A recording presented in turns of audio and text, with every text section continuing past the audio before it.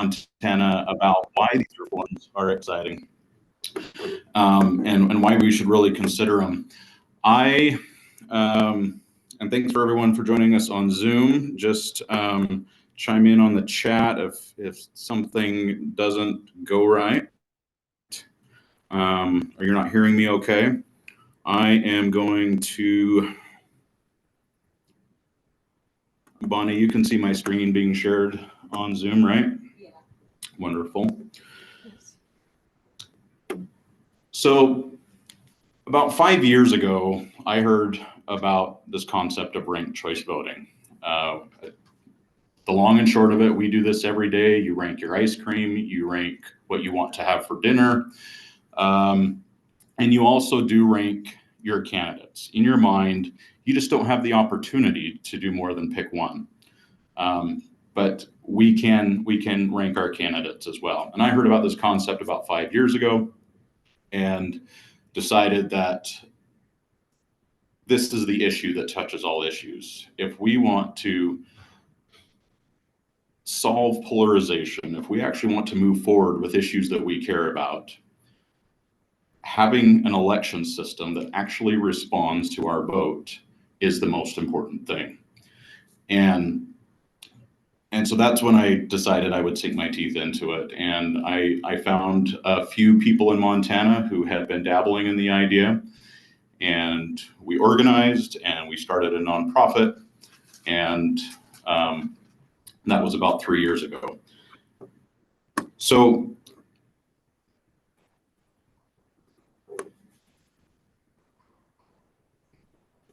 the first thing to understand when we're talking about changes to our voting system, some terminology that I'm going to use here today is I'm going to use the word majority. When I say majority, I mean over 50%.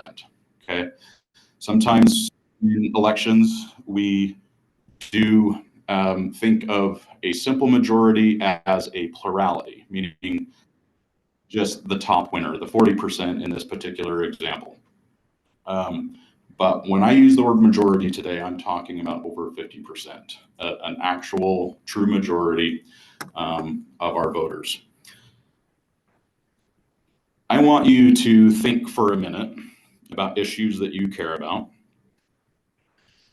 reasons you are a part of one party or another, reasons that you vote for a certain candidate over another, reasons you vote for a candidate that wasn't part of your party over another. Reasons that you're here today, reasons that you're involved with the league, reasons, things that you're really passionate about and that gets you to the voting booth, whatever it is. Now, this might be small and difficult to see on Zoom or even from there, but the concept here is, so most of these polls are quite recent in the last few years. But these are select policies that are held by over 60% of America, okay? And I'm guessing you're gonna be surprised by some of these just by starting at the top. Abortion should be legal in the first 3 months of pregnancy. Over 60% of America is in favor of that. Let's go down to the use of marijuana should be legal, 68%. Education, creating more free tuition of community colleges for anyone who wants to attend, 64%. The electoral system, change the presidential election system so the candidate who receives the most votes wins, 65%. Making Election Day a national holiday, 68%. We'll go to a few more here. Race and gender relations. Are you generally in favor of affirmative action for women? 66%. For racial minorities, 62%. Corporations pay too little taxes, 69%. They're meeting right now. Go ahead. And as you look through these, and the same goes for the common things that we seem to be divided by in the two-party system. Well, it's what it is. Marriage equality, abortion, wire So- part. So, yes, so it'll refresh the garland that we have. Fantastic. I'm getting my Christmas stroll and winter wonderland brain.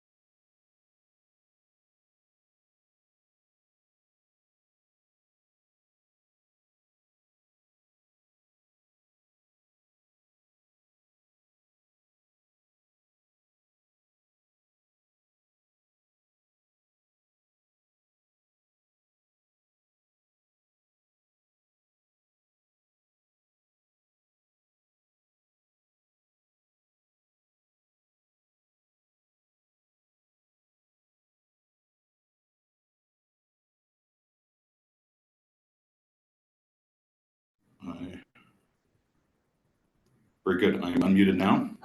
Okay. Should I recap just a little bit? Did they hear zero of that? So essentially, we have so many issues in this country that we do agree on, okay? And the parties tell us we don't agree on. That is the essence of what I just said. And it's really the primary system, when we're voting in the primaries, that is part of the problem.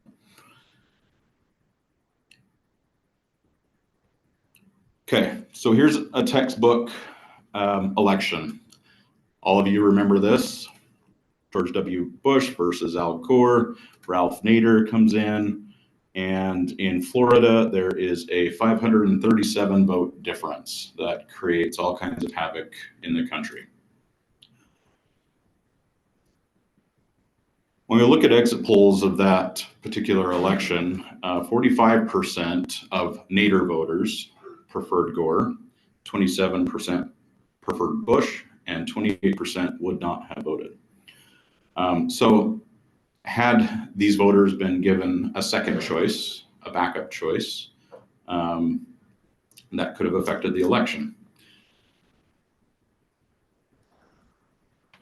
Another way of looking at this, so again, when we're going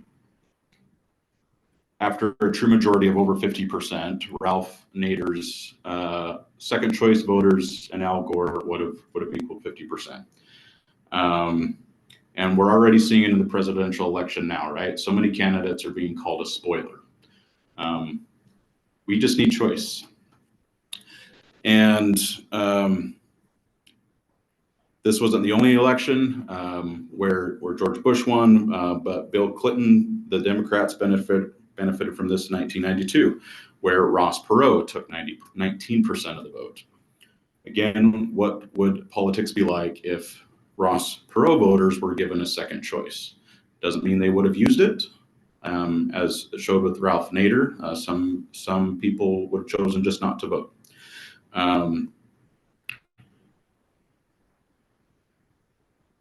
How common are spoiled elections? 49 US senators from 27 states were elected with less than a majority of support.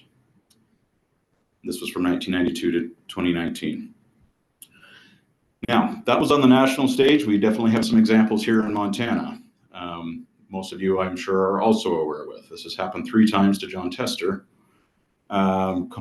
in his first election against Conrad Burns, Stan Jones is in the race. Stan Jones takes 10,000 votes, and there was only a 3,500 vote difference between Conrad Burns and John Tester. What if Stan Jones voters were given a second choice? Dan Cox is also called a spoiler in this election in 2012, 31,000 votes, and there's only an 18,000 vote difference between Denny Rehberg and John Tester. Now, so that's a Senate example of 435 representatives in Congress. Less than half have won their first primary with a majority. Nearly 1 in 5 had 35% support or less. Less than 35% of support they won their elections with. And this is getting more and more common, the 30% or less winning elections. I think this is coming up in the next slide. Yep. So in 2016 and in 2020, we have lots of candidates in the Republican primary, lots of candidates in the Democratic primary. And all of these candidates, 23 Democrats, split the vote to where in Republicans' case, I think Trump moved forward with 17%. And I forget what the numbers were for the Democratic presidential primary. But, you know, having to split 100%, 23 different ways, you're not winning by much. And in the current system, we kind of just accept that. That's how it is. They get the most votes, they move forward. But the reality is, okay, Trump wins with 17%. Now we have 80% of Republicans feeling like they're not represented. Okay. If you can get 60% of Republicans feeling like their voice was heard, maybe they weren't my first choice, maybe they weren't my second choice, but they were amongst my choices. All of a sudden you have a more enlivened electorate because they see their choices up there as a winner, right? But not just their person, but the issues that they care about, right? Back in Montana, here's the 2018 Democratic primary where Kathleen Williams, John Heenan, and Grant Keir essentially split the vote 3 different ways, leaving 66% of voters feeling like they weren't, their candidate wasn't picked, right? Again, what if each of these voters was given an opportunity to say, I have a second choice and a third choice?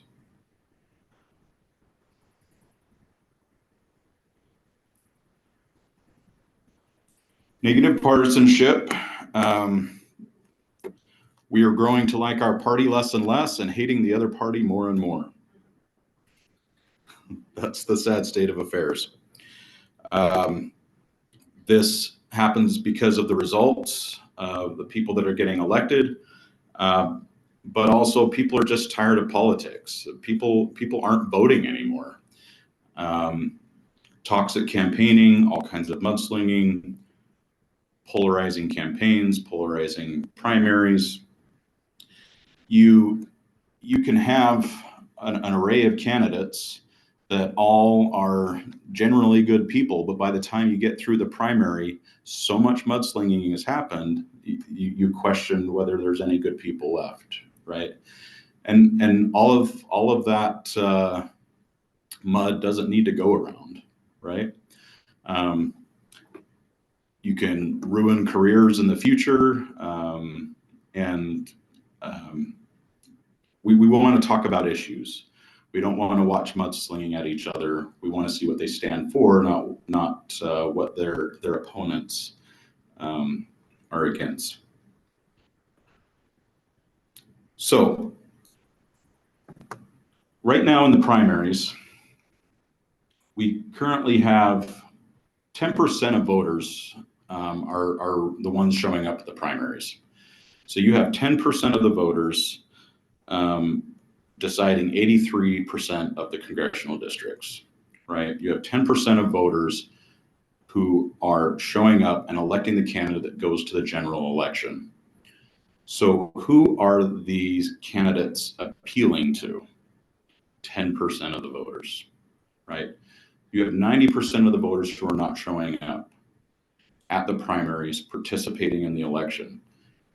In each state, that can be for various reasons, but in Montana, we have open partisan primaries. So we can grab either ballot, but we still have to pick a Democratic ballot or a Republican ballot, sometimes a Libertarian ballot if it's competitive.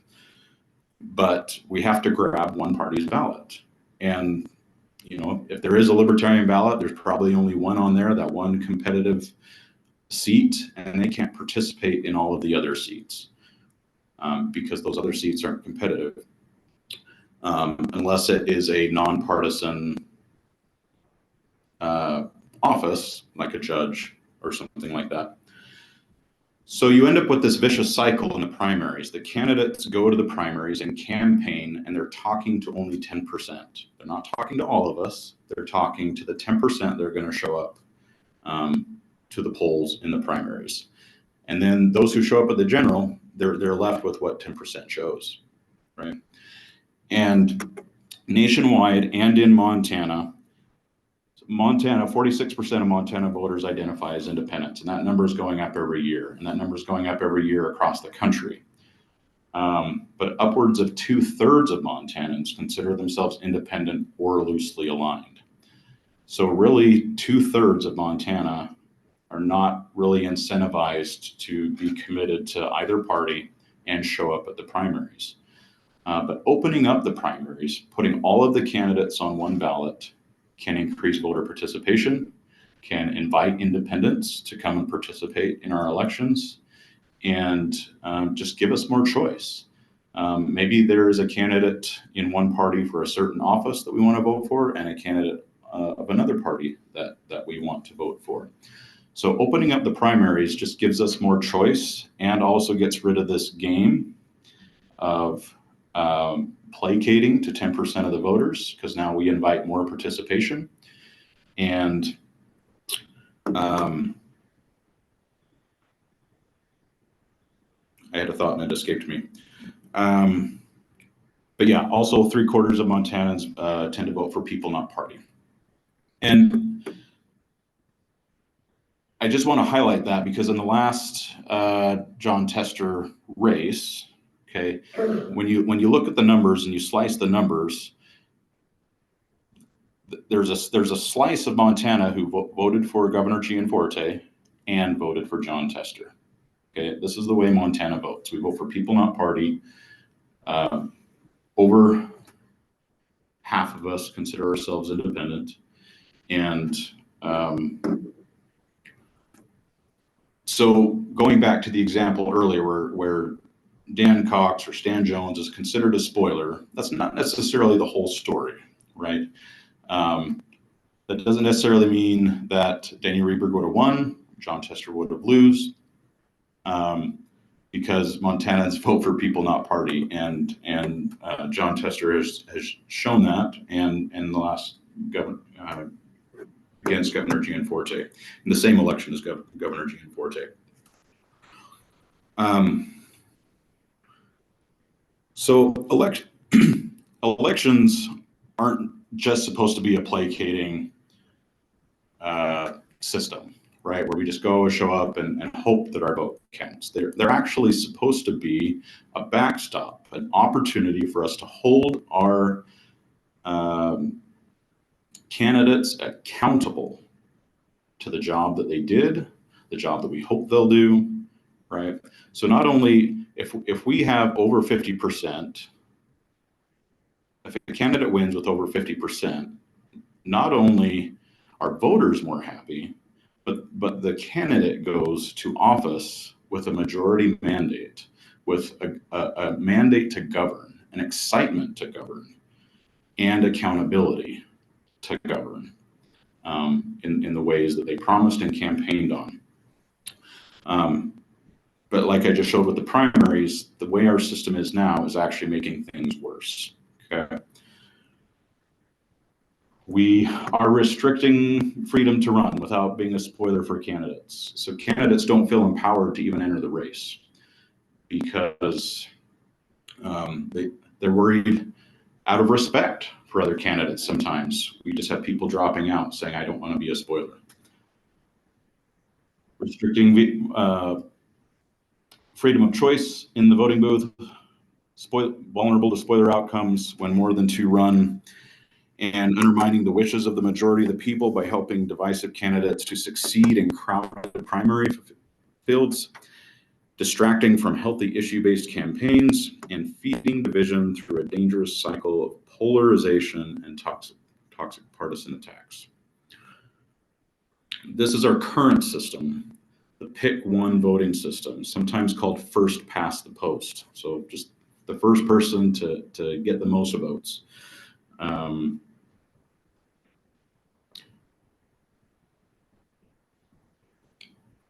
Okay, so we're going to talk about one easy, simple change, and it's a combination of electoral reforms.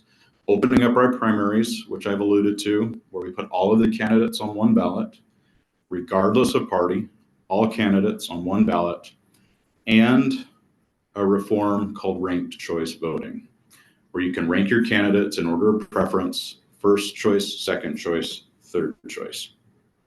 Okay. So again, what is open primaries? This is nationwide, just a little higher than last time Montana was polled. 50% of the country consider themselves independent, and party participation is declining. We can open up our primaries. Now, California has been doing this since, let's see, Schwarzenegger did this in 2016, I think. Washington has used top 2 open primaries. Louisiana has used top 2 open primaries. And Nebraska, for some offices, has used top 2 open primaries. And there are more and more states that are opening up their primaries. New Mexico just opened up their primaries. Pennsylvania is talking about it. Primarily because of this symptom that more and more Americans are going independent. And we want more access. We want to invite more participation to the primaries, not less. And I think open primaries is better than, so that you could keep the party primaries and rank the candidates within the party. That is a solution, and it's a good solution. But then you still just have one from each party in the general, and we're not really getting at the issues. We're just nominating our nominee within our parties, and we want to invite participation. We want to open things up to independents. So I'm a bigger fan of opening up our primaries rather than keeping them closed and then just finding ways to enhance the party nominees.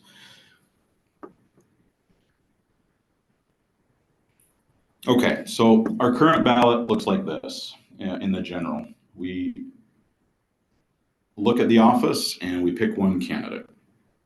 And there's just one simple change that we can make to the ballot. And this is what a ballot would look like at worst, okay? Now, there are some jurisdictions. One of the concerns that you might hear about ranked choice voting is, what if you have 20 candidates? What if you have 30 candidates? And that's part of where the open primaries comes in. So Alaska did this pairing of open primaries plus ranked choice voting. And part of the open primary process, and what they did in Alaska is they picked the top 4, okay? So they had 25 candidates for one of the offices, but the primaries whittle that down to 4. So everybody still picks one in the primaries, but everybody's picking their first choice. And then in the general, the top 4 move on. The top 4 move on to the general election. And because this is really all of the choices that is 4 or 5 choices, maybe 6. So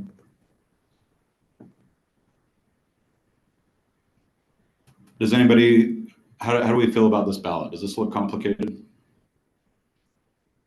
No complicated? It looks sort of complicated, but does the person that I give my first choice to, does that vote count more than the second choice? You know what I mean? I mean, when they count the votes, does a first choice equal a second choice? Or is the first choice weighted more? It's not weighted any differently. Okay. So let's go through, I'll go through the calculation right now. Okay. So just once again, the goal of ranked choice voting is to find a majority, to find a winner that has over 50% support. Now, you've also seen a portion of this in states that use runoff voting. So let's look at Georgia, for example. If the candidates don't get over 50% support, they eliminate the least preferred candidates and just take the top two to go on to a runoff election, right? It's the same idea, except that we handle the runoff all on one ballot. So you look at the ballot, and whoever is in 5th place gets eliminated, and their votes go to the person's next choice, okay? So instead of an entirely separate election, let's see if this will play for us.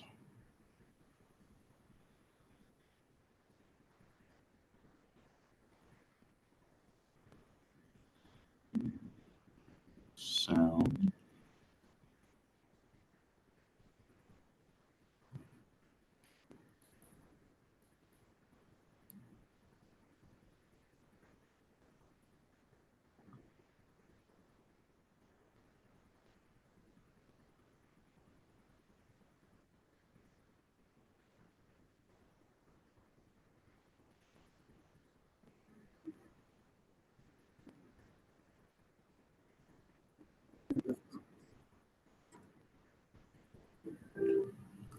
Zoom, can we hear that okay? Anybody want to just give us a quick feedback on the sound of this video on Zoom? Play it again at your last level. Okay. Okay, so let's start this over.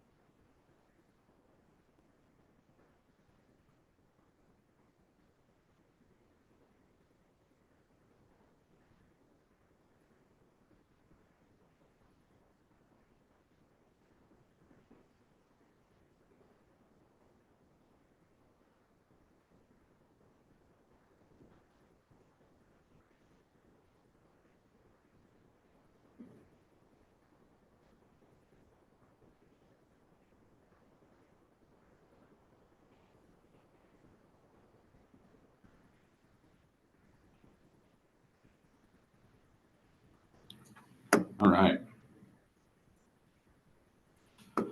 So that's the process of elimination. Let's go through it one more time, but let's stop for questions. I think I saw some questions in the chat. Are there? Okay. Well, they weren't hearing the Zoom. Okay, so we're going to go through it again. So we have people have filled out their ballots. They put in their first choice, second choice, third choice, fourth choice. They have 4 choices in this particular election. We have brown, purple, gray, and yellow as our candidates. And we're counting only the first choices. So just like now, you put your first choice, and after round 1, if a candidate gets a majority, okay, in this example, the candidate got over 50%, the election's over just like it is now, okay?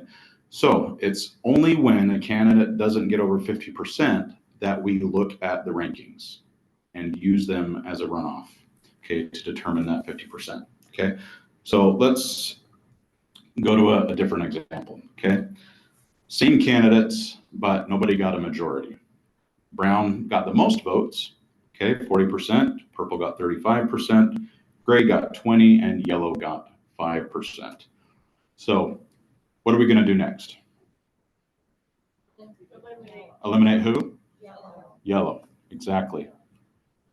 Okay, so we grab yellow's ballots, the ballots for people who voted for yellow as their first choice, okay, and we move their ballots to their second choice. I remove the first choice ballots for yellow. Correct. So everybody else's ballot stays put because their first choice is still in the running. But yellows, if they're second or third choice, they stay in also. Say again. If the yellow is the second or third choice, do those ballots stay in? Yes, they stay in for now. Yes. So we eliminate yellow, and whoever voted for yellow as their first choice, we move their ballots to their second choice. Just like we did with the stickies on the Zoom, we eliminate their first choice off the top and move them to the second choice. So in this particular example, 4% of the ballots put brown as their second choice, and 1% put purple as their second choice, and nobody wanted gray as their second choice. Okay. So now we're up to 44%, 36%, and 20%. We still don't have a majority. So what are we going to do in this round? Right. Eliminate gray. Okay. So when we eliminate gray, we're just looking at their ballots. We're taking their first choice off of the top, right? Because they haven't moved yet. We're taking their first choice off the top, and 19% had a second choice of purple, and 1% had a second choice of brown. Yes, sir. That doesn't count for gray's second choice being yellow. Right. If they had yellow as their second choice, then it would immediately go on to their third choice. Yes. Okay, so now we have a majority where purple actually got the majority, and initially brown had most of the votes. Doesn't always happen that way, but sometimes it does happen that way. But the great thing is that this candidate wins with a majority, and everybody looks at the results and says, I'm happy with those results. They were amongst my top choices. I am 60% happy with that. I'm 70% happy with that. I'm 80% happy with that. That is a place that I can start to have compromise with my neighbor.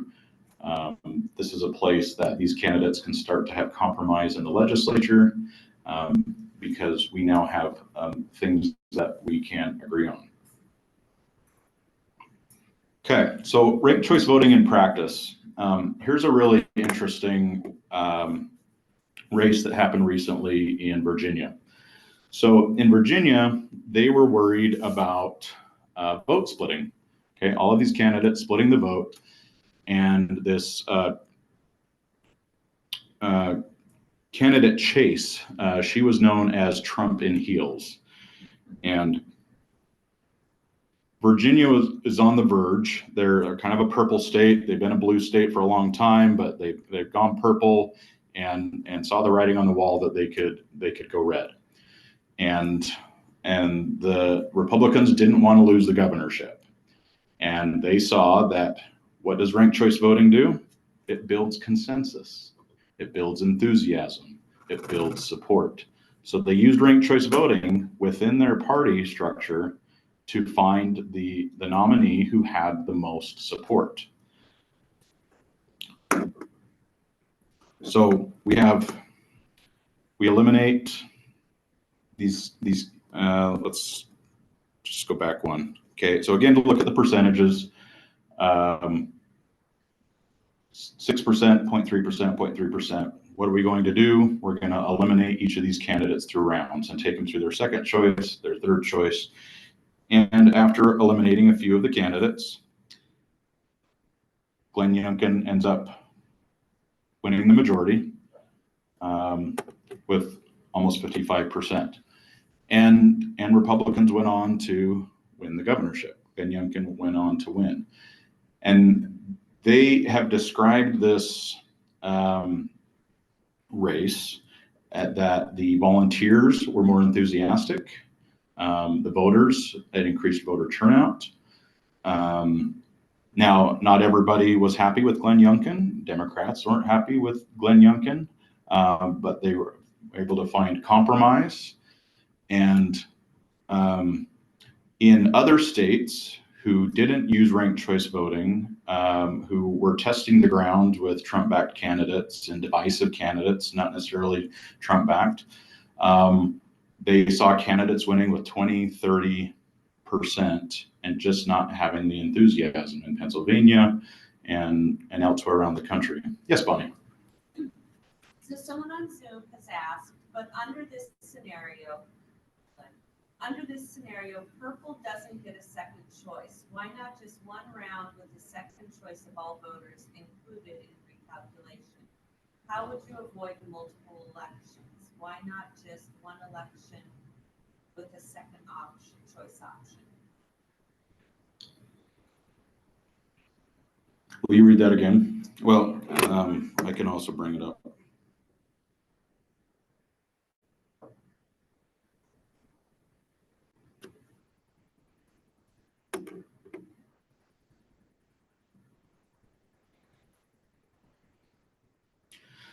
So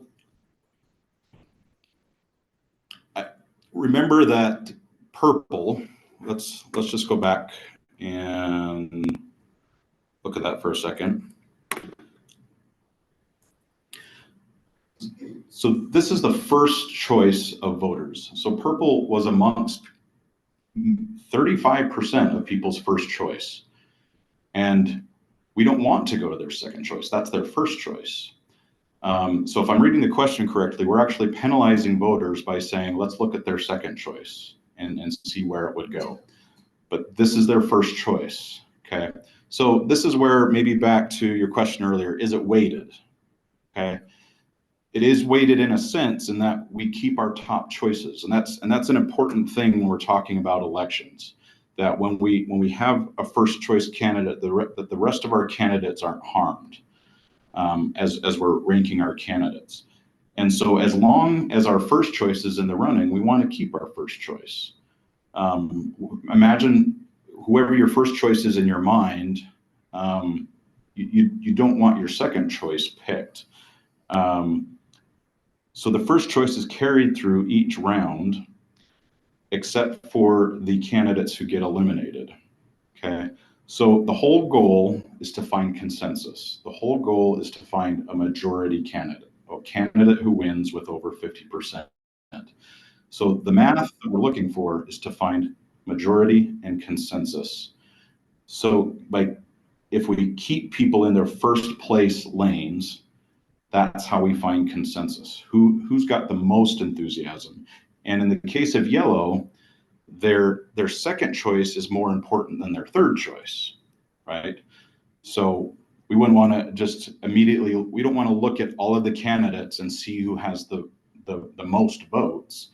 That there is a version of voting like that that's called score voting. You add up all of the candidates. But the problem with that kind of voting system is that actually waters down the candidates and the issues that, and it tends to incentivize placating again, right? You're loosey-goosey, you don't take a position, all you do is placate to most of the public, and then you don't have an incentive to govern and govern with enthusiasm. By keeping the ranking and eliminating least preferred candidates up to most, you still incentivize enthusiasm and strong support. Okay, so as a candidate, you have an incentive to gain base support and broad support, which is an important characteristic as a candidate. No, I was just pointing out that these aren't different votes, different rounds of voting, different rounds of counting on the initial vote. Yes. So Yeah. we're not sending out ballots every time to get to these rounds that are done from the initial vote. This is all done off of the one ballot that we sent out. And the ballots can be counted through multiple rounds, perceived rounds. They're not separate elections, but they're counted through round ballots. If you want to imagine moving the ballots from first choice to second choice, that's helpful. But yes, it's all off of the original ballot. Funny. I think I can read this one to you, and it's related to his. How long does this process take? You don't get immediate results. That's one of them. Yes. So overall, the counting process. Could you repeat the question? Yes, thank you. They're not hearing it. Thank you. So the question from Zoom is, how long does this take? And most jurisdictions that have used this, they're the same machines that we use to count in Montana have the capabilities to be switched over to ranked choice voting. And the instant process is done instantaneously. Okay, the machine will eliminate the least preferred candidate, move them to the next place candidate, and we get the results in the same night. Now, this is still a new concept in the United States. This is not new around the world. Okay, Australia has been using this for over 100 years. Ireland has been using this for over 100 years. Canada has been using it. So this isn't a new form of voting. Machines are capable of doing this. But even if we don't have the machines capable of doing it, it's as simple as grabbing the ballots from one shelf and moving them over to another shelf, and they can be hand counted. But what a lot of Maine did face this, and they send the ballots to the nearest county that can count them, and they're often available that same night. Now, back to this being a new concept, what some states are doing as assurance to the public to help them understand the process is they do this in rounds over a couple of days. Okay, they'll release the results and then explain, here's what happened in the first round, here's what happened in the second round, and they'll go through that process. Now, you will hear that, well, in Alaska, this took a month. Okay, the reason that it took a month in Alaska is because it always takes a month in Alaska. They fly in their ballots from other locations in the state, and they are often behind in counting in Alaska for that reason. And they allow ballots to come in after Election Day to be flown in, counted, and then, because this was new in Alaska a couple years ago, they waited to release the results until the Secretary of State could go before on live video and say, let's explain the results, right? And she went through and explained round 1, round 2, round 3. So she waited until she had all of the information to explain it. Because what Alaska learned, New York was using ranked choice voting before Alaska. And reporters are used to reporting on first choice votes. They get the numbers, and electronics start spitting out the numbers, and they can report the winner. Reporters didn't know how to report on ranked choice voting in New York, and they start reporting the results of round 1. That's not the winner, right? And then you get everybody who doesn't quite understand the process all confused, right? You can report on the winner and then go back and show how it was counted. But the second time New York used it, worked without a hitch. People like it. People want to keep it. 85% of New Yorkers love ranked choice voting and want to keep it. But sometimes that first time there's a learning curve, and there was for people reporting the results as well. Additional questions before we move on? I think I saw a hand or two. Wonderful.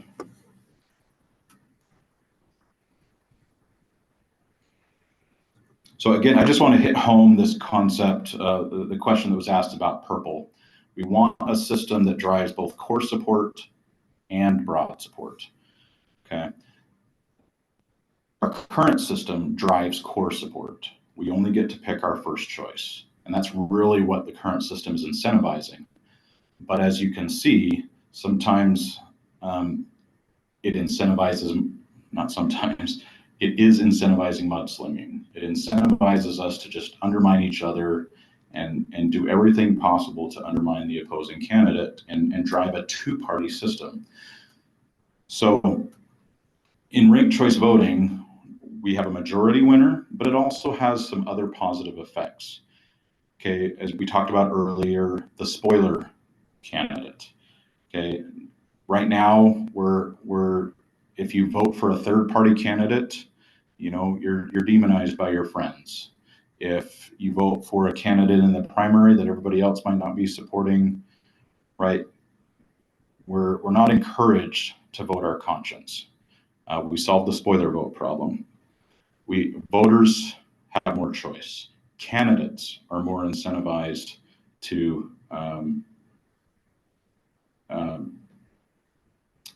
run in the race. Okay, so they found in areas that use this, and Alaska is a especially good example, that it reduces the mudslinging.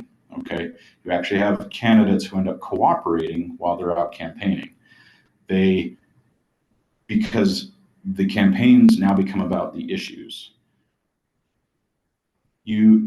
Instead of skipping a house, you walk up to a house and you see a John Tester sign, and a Republican right now would probably just walk by that house. That person has made up their mind, okay?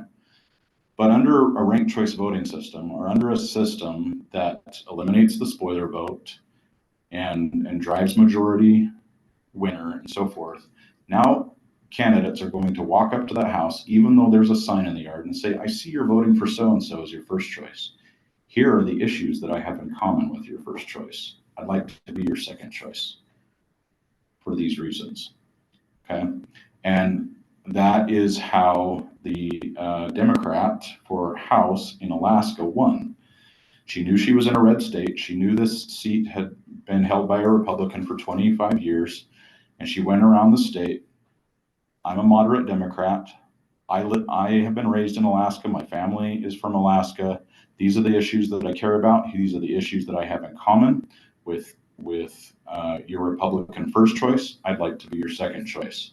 And she won that seat, a Democrat in the House seat for the first time in 20 years. Now, that is a reason that many people are scared of ranked choice voting. They saw a Democrat win for the first time in 20 years. But the whole story is not being told. And we'll just talk about Alaska here for a second.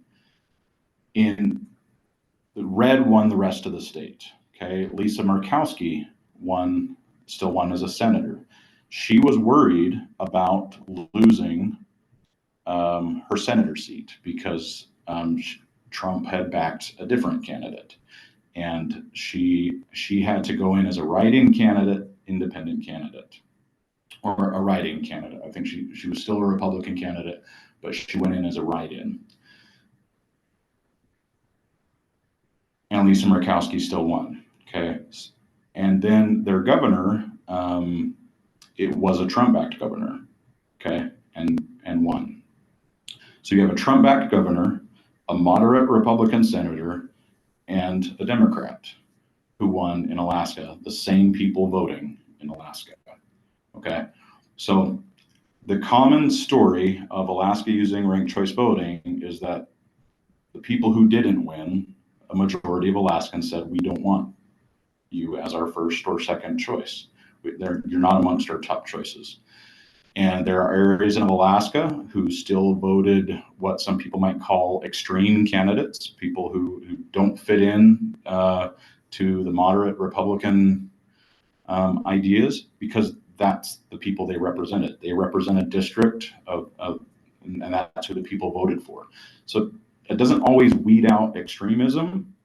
It drives a majority winner. And if a majority of your district want you to be elected, then they'll be elected. But alas, a majority of moderate Republicans were elected in Alaska. Okay. And what they did, they see that the system says, I was elected to represent and to cooperate. And so they formed a caucus in Alaska, 9 Democrats, 9 Republicans, 8 Democrats in their Senate, a cooperative caucus that said we're committed to cooperating and to getting things done because that's what the people elected us to do.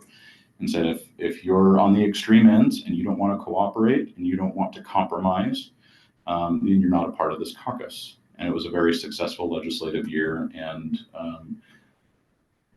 I think they passed a balanced budget for the first time in many years in Alaska and just achieved some really three big goals that the governor had set out.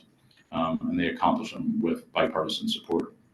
So that's the full story of Alaska, right? And if you go out and talk about ranked choice voting, you might just hear about Sarah Palin and that she lost to this Democrat. Okay, but the reality is most Alaskans didn't want Sarah Palin.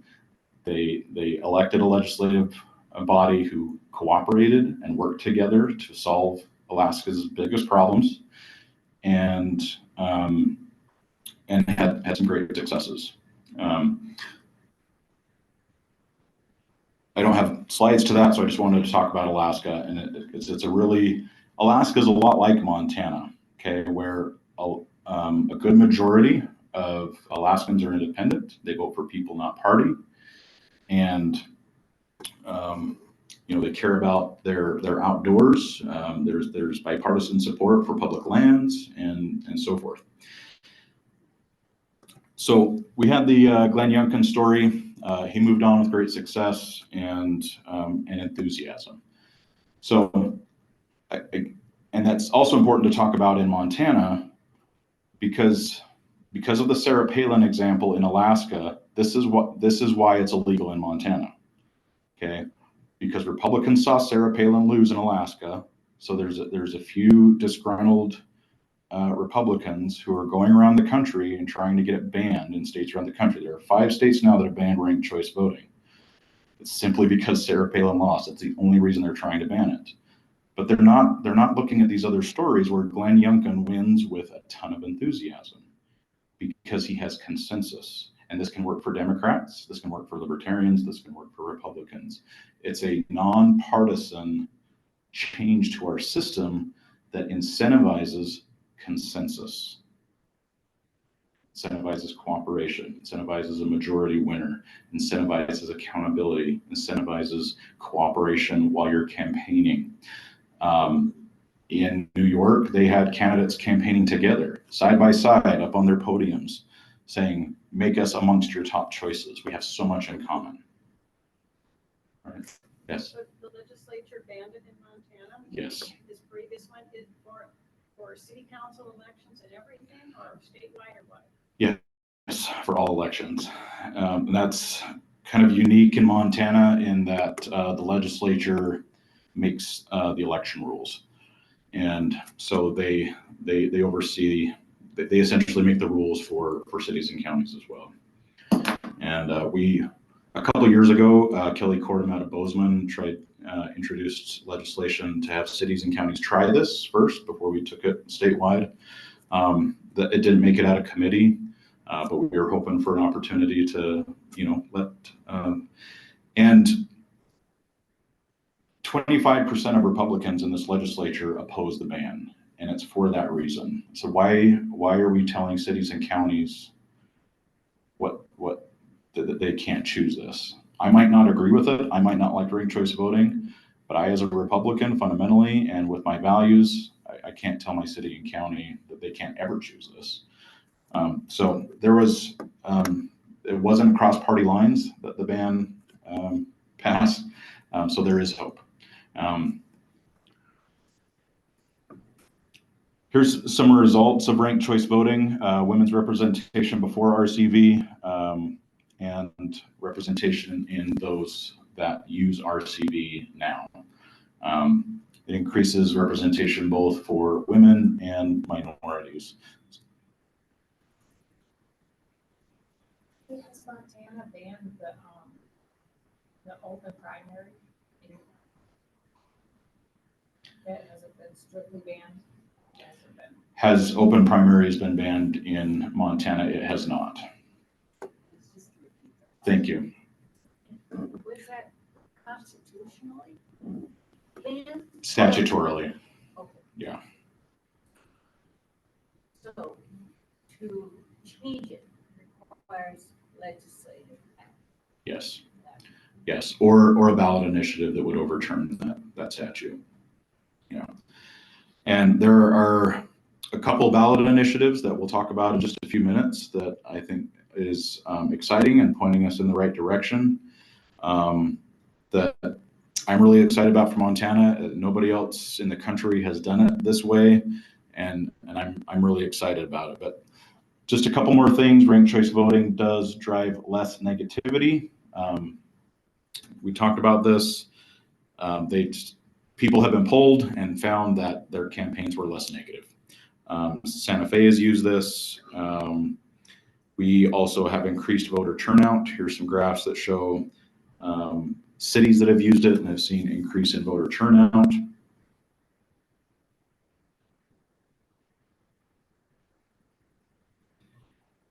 And this is the percentage of people who, so in ranked choice voting, you are not required to rank everybody on the ballot. You can just put a first choice and leave all of them blank. That's okay. Your vote will still be counted. But it's better if you put additional choices and you have other candidates that you agree with. But if you don't agree with the other candidates, then you just put a first choice. But 87% of Maine utilized the rankings. 88% of Santa Fe ranked multiple candidates for their mayor. And 61% of Santa Fe ranked all 5. Okay. So people understand it, people are using it. Here's some results from New York City. 87% of voters ranked multiple candidates and 46% of voters used all 5 rankings. 95% found it easy to use. 77% want to use it again. And they had a historically high turnout, highest since 1989 in New York. I had I've heard some people say it didn't reduce the mudslinging in New York. And then I was on a call with somebody, and there was a guy from New York on the call. He says, "I'm from New York. There was less mudslinging. Maybe not by your standards, but by New York standards, there was less mudslinging." Okay, so ranked choice voting eliminates spoilers and vote splitting, encourages more diverse people to run, increases voter turnout, curbs negative campaigning, and gives voters more choice and more voice. Okay, we talked about Alaska. Maine was actually the first state to pass this back in 2016, and they did it differently than Alaska. Okay, so they kept their party primaries, and they use ranked choice voting in their primaries and in the general. Okay, so they will rank their candidates within the primary, which is great. You build up a consensus nominee within each party, and then those candidates move on to the general, and then you have ranked choice voting in the general. That's how Maine has been doing it, but Maine is talking this year, I think it's going to be on the 2024 ballot, of opening up their primaries. Again, same reason, open up the ballot to independents and drive more voter participation. When you have an open primary, and let's say you had 20 people on the ballot, could you end up with the 4 choices being all from one party? You could, yep. Yes, thank you. The question is, if you have open primaries, in Alaska it's a top 4, could you end up with all 4 being from one party? And my answer is yes. And I'll run with that question right now. So this is why open primaries is so important to pair with ranked choice voting. You can have open primaries by itself, but because of the question you just asked, you still end up with vote splitting. okay, which is one of the problems we're trying to solve, is spoiler votes and vote splitting. And they have found that in California, the first state to use top two open primaries. You could have 5 Democrats running and 2 Republicans running. The 5 Democrats split the vote and end up electing 2 Republicans, right? So just via the math and the splitting, you end up electing the opposing party. It doesn't always happen, but that can be a symptom of open primaries. Now, I will caveat that by saying they have studied California and have found that it has improved politics in California, that the candidates who win are more in line with the people, and they are voting more moderately, more sensibly, and it has improved politics. So open primaries is still better than what we have now. And even with top 4, you can still end up with vote splitting. Okay, you end up with 1 Democrat, 3 Republicans. The Republicans split the vote. If you don't have ranked choice voting, we just have top 4 by itself. The 3 Republicans split the vote and elect the Democrat. Okay? Not always, but again, a symptom of having open primaries by itself. But with ranked choice voting, you take those 4 and then you rank them and have a runoff process to determine who has majority consensus. Question? You had your hand up? I apologize. Was there a hand up? Okay. Okay. Okay, so that's how Maine started it, and Maine also drove a huge battle for the benefit of the ranked choice voting movement. They had 3 lawsuits, whether it was constitutional in the state.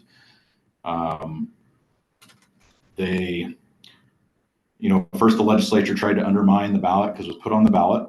The legislature said, no, we're not going to honor this. When the judge said, well, if you can get 30,000 more signatures in the next couple months, we'll honor it. They went and got the signatures. The legislature said, no, we're not going to honor it. The judge said, no, you're going to have to honor it this time. And then that was taken all the way up to the U.S. Supreme Court, who said that, yes, this is constitutional.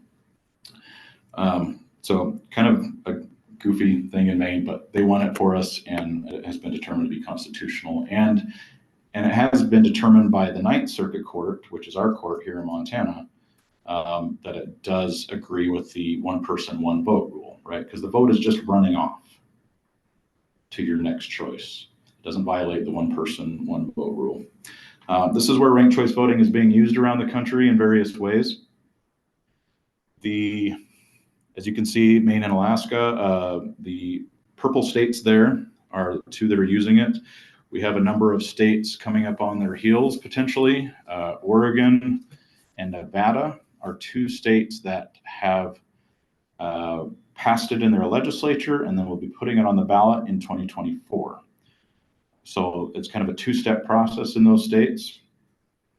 And the dark blue states, this is interesting. So a lot of these states are states that currently use traditional runoffs, like we talked about earlier, where they take the top 2 to find the majority. They send out ranked choice voting ballots to their military and overseas, right? Because of the mail delay, and they want to get their military and overseas voter preference in case there is a runoff. Well, if it's good enough for your military and overseas, it's good enough for everybody. So these are campaigns that are happening down in those states saying, hey, we already have the machines and the ballots that we're printing for people. Let's make this a thing.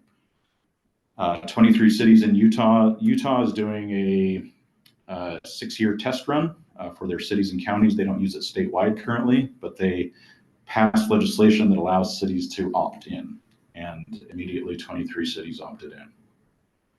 Which is about 40% of Utah's population. Seattle, New York, Austin,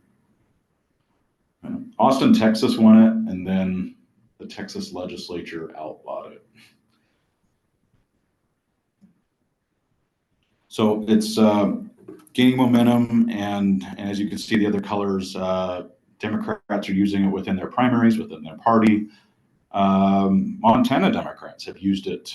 There was a special election where they used ranked choice voting to find a nominee for a special election a couple of years ago for Amanda Curtis, I think it was, who was elected under that ranked choice voting within the party. As I mentioned earlier, there are countries and who have been using this for years around the world.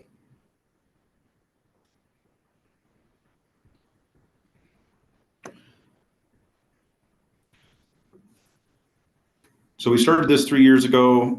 We've continued to raise money towards getting this to happen in Montana. We are a 501c3 nonprofit, education nonprofit. And just a couple months ago, you may have seen in the news that there is a 501c4 that was created called Montanans for Election Reform. And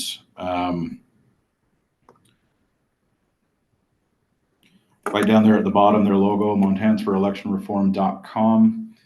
They are the 501c4 who are working on a couple of ballot initiatives here in Montana.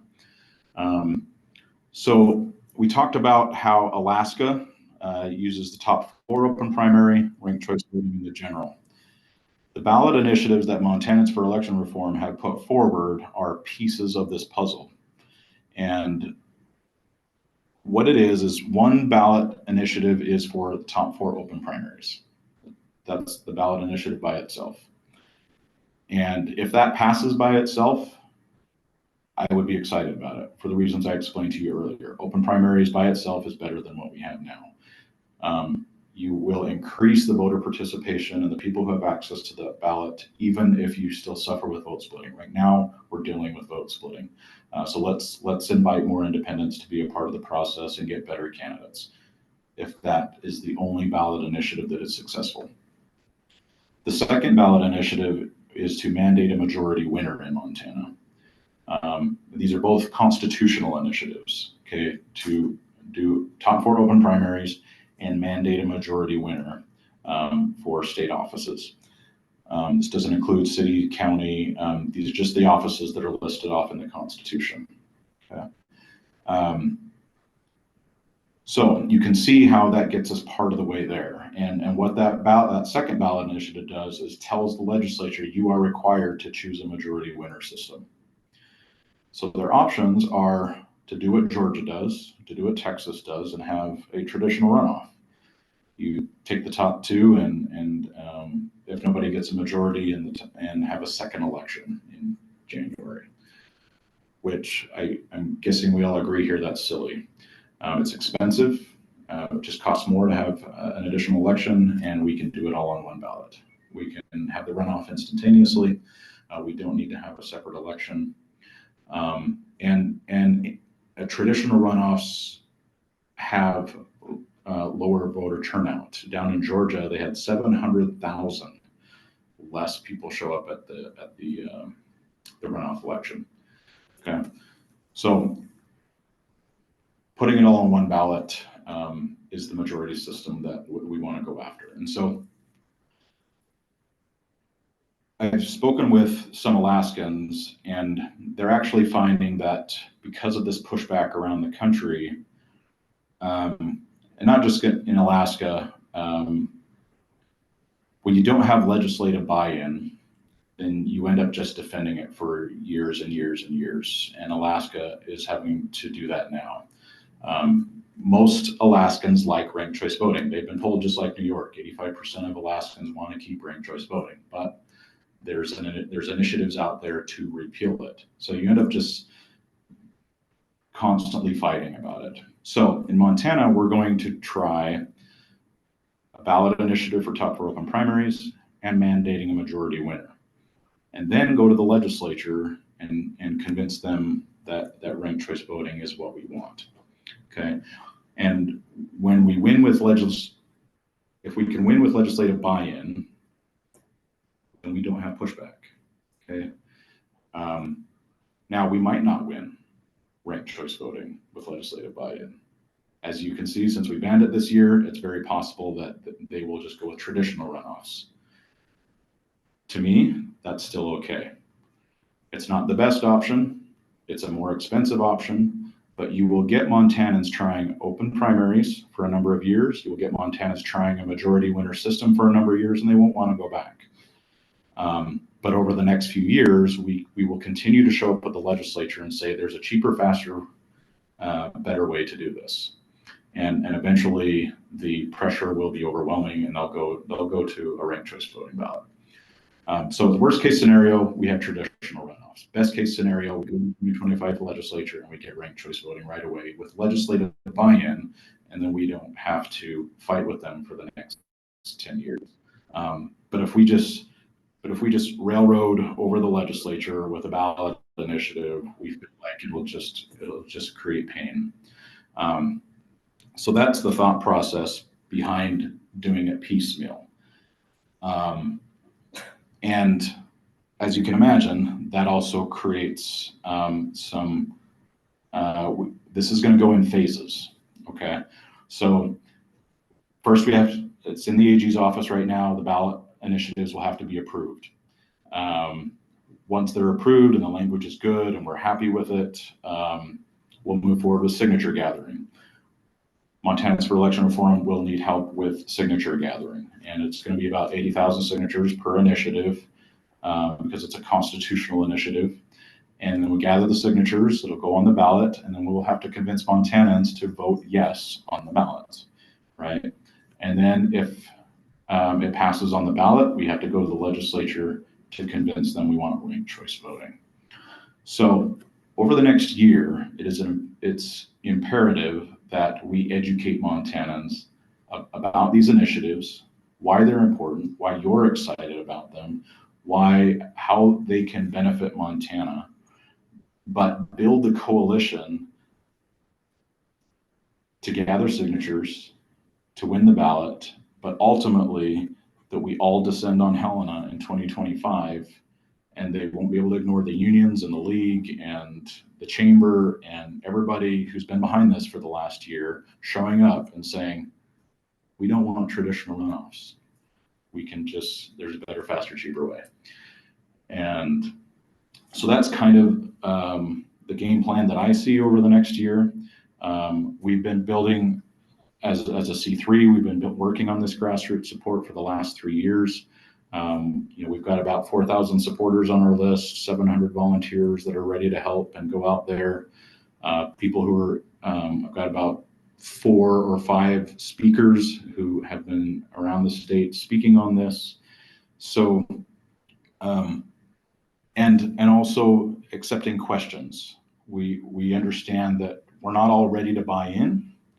But that's probably, as some of the questions and conversation that we have had today, it's probably just because we don't understand, or we heard something from somebody else about another state or a certain election, and I can help with that. So if you have anybody with questions, send them to me. Give them my phone number. Let me move forward with that. My email or my phone number, and I will answer anybody's question about this topic. And again, to bring back to the beginning, I think this is the issue that touches all issues. If we don't have a voting system that responds to us as voters, we can't solve the issues that we care about. We can't stop fighting about the things that we already have a consensus on. And this will transform politics in Montana. We will have a legislative body that will be incentivized to cooperate. We'll have 26% of the districts in Montana were uncompetitive, means nobody ran against them. Okay, so we have candidates who don't feel like they can primary other candidates. And this will encourage candidates. This will encourage even the incumbents to build a broader support to understand their voters. So I'll leave it at that and open up for more questions. Have you had any feedback from the county election administrators as to, what they think about the education piece of the process? Yeah. Generally, I think we have, there's some administrators who are really enthusiastic about it. But most administrators just want to know how they'll be able to educate voters on this. And there are resources out there. Because there's other states who have done this.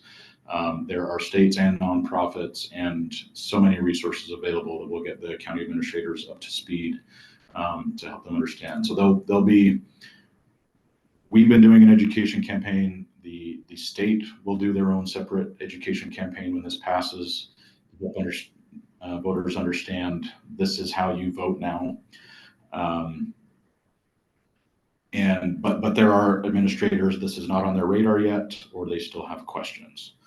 I know I have spoken with just a couple administrators, but Frank Garner, who is an ex-legislator out of Kalispell, Republican legislator, he has good relationships with the county clerks, and he is going to be speaking with them, has been speaking with them. Yes. Have any of the countries or states that tried ranked choice voting rescinded it? Or they've all stated that there are other caveats, but potholes that they've come across it?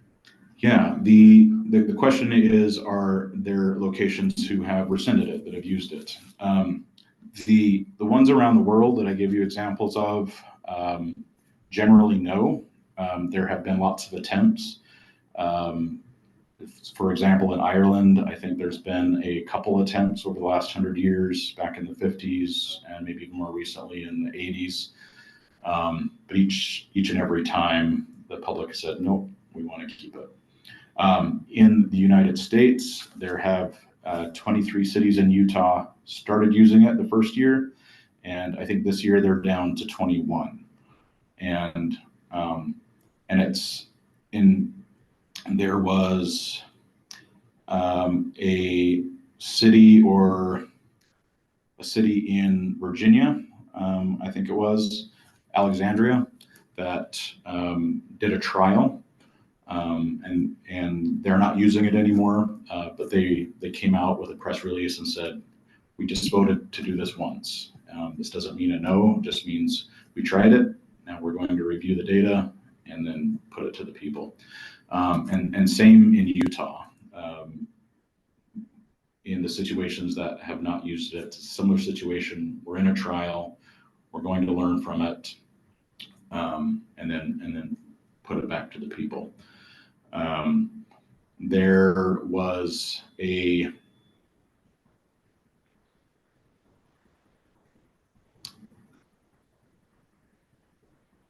city in California that I think has gone back and forth over the years. San Francisco was the first city in the United States to ever use it. I don't think they have ever rescinded it. There's been tries, and I don't remember the other city in California, but it has gone back and forth. They took it away, but just won it, I think, this year again, and brought it back. Ohio, they used it about 100 years ago, and took it away. And in a lot of these areas, especially in this city in Ohio, it was rescinded because it challenges the establishment parties. And same thing in Alaska, both the Republican and the Democrat Party, not the individual voters, but the Republican Democrat Party went in and opposed it. Washington, D.C. is trying to pass ranked choice voting right now, and the Democrats have filed a lawsuit to keep it off of the ballot, because their reasoning is that it's too complicated. But in reality, what it does is it gives more power to voters. Okay, and most people in Alaska, that's been their answer. If both parties are opposed to this, we're for it. And that's what you want. Additional questions? Wonderful. Well, thank you so much. Please, if you have any questions, get in contact with me, call me, text me, email me, get on our website. There's some frequently asked questions there. There is a general petition. This is not gathering signatures but a general petition that you support ranked choice voting on our website, rcvmontana.org/petition. You can sign up to volunteer there. You can also go to Montanans for Election Reform and read a little bit about what they are doing, and keep an eye on the news about where these ballot initiatives stand. And then also both organizations will need your donations to succeed. So spread the word, be ready to start gathering signatures. And if you know 20 people, you can carry signatures to 20 people, and those 20 people can carry it to 20 signatures, and we'll be done in no time. Thank you for your time today and having me here.